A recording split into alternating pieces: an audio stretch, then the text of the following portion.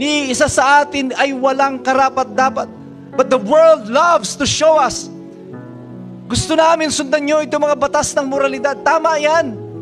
Even the devil loves morality. Even the devil loves the rules of morality. You know why?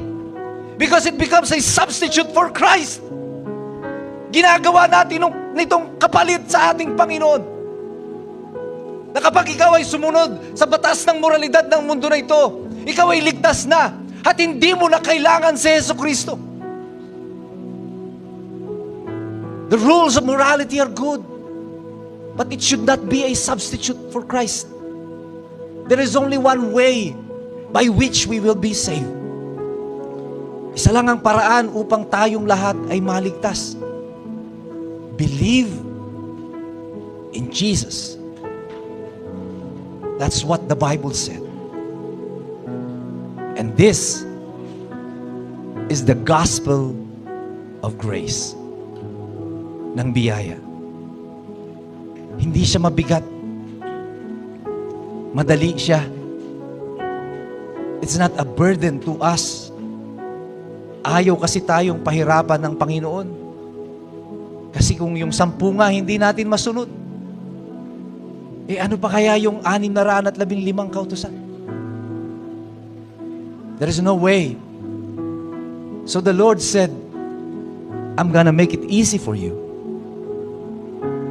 I will send my son. He will die for you. And you just have to believe in Him. Papadala ko ang aking anak. Mamamatay siya bilang katubusan ng iyong mga kasalanan. At ang gagawin mo lang, maniniwala ka sa Kanya. And after that, pagkatapos nun, you will work out your salvation. Trabahuhin mo na ang iyong kaligtasan. Isakatuparan mo na ang iyong kaligtasan. The gospel of grace ay mahirap intindihin para sa mundo na ito.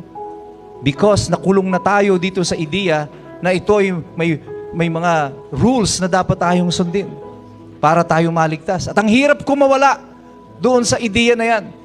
Na ang isang makasalanan, kagaya natin, ay maliligtas ng Panginoon. That's why Christians have become judgmental. Pag nakita mayroong kapatid na nagkasala, parang pakiramdam nila, itapon nyo na yan. He will not be saved. Because they never understood the gospel of grace. The gospel of grace for the Lord says, everyone can be saved. It depends on you now. Ikaw ang magsasabi niyan kung maliligtas ka o hindi.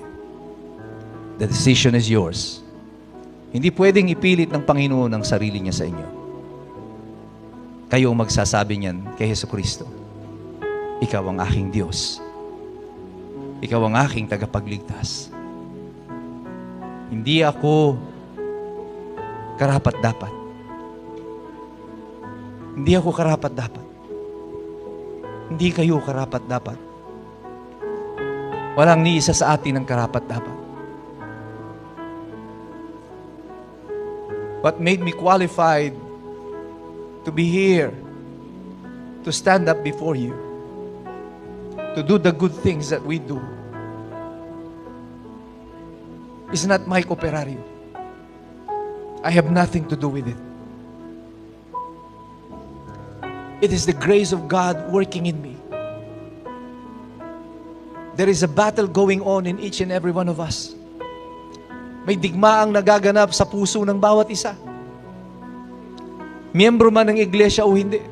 There is always a battle going on. But the love of God, the grace of God, will win you through. Kapatid, ano man ang digmaang nilalabanan mo ngayon, ang dahil sa pag-ibig ng Panginoon, pagtatagumpayan mo yan. You will be victorious in the name of Jesus. Amen? Let's all stand up and pray.